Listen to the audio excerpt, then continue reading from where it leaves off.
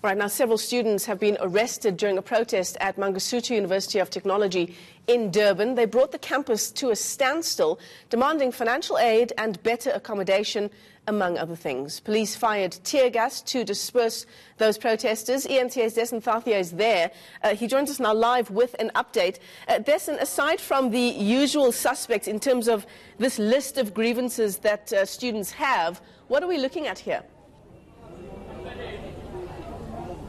Well, Michelle, apart from the now common issue of fees that we've been hearing about during these protests, the students here in particular are dealing with, or at least protesting against, their problems with NSFAS.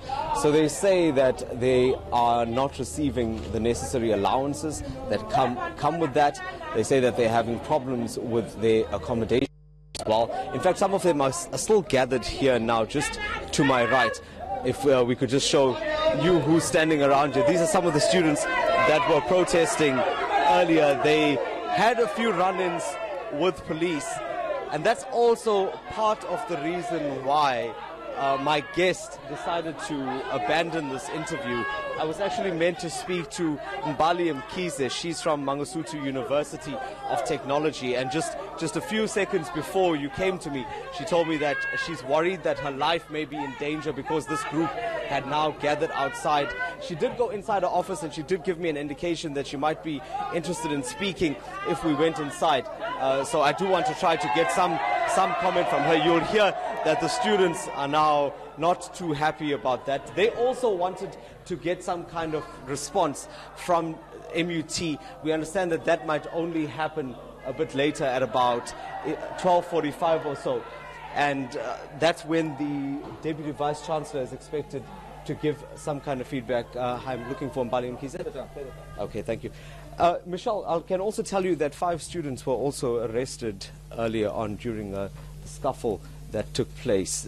They were caught for public violence, and I'm just here now in Mbali's office. Mbali, I did take your advice and decided to join you in your office. You were saying to me that earlier that the university was caught unawares by this protest. Why is that? We had orientation on Friday, and everything seemed normal. The Vice Chancellor welcomed all the new students, and we thought everything was normal. And besides that, on Thursday, we had a project of building collegiality among students. That project was called Hug Your Heart, where we had students participate in collaborative games just to build unity, love, and tolerance among themselves. It looks like that hasn't really turned out too well because of the scenes that we saw playing out at the university today. NSFAS being top of mind for students and primarily the thing they're complaining about. They're saying that many have not received allowances. What is the university saying?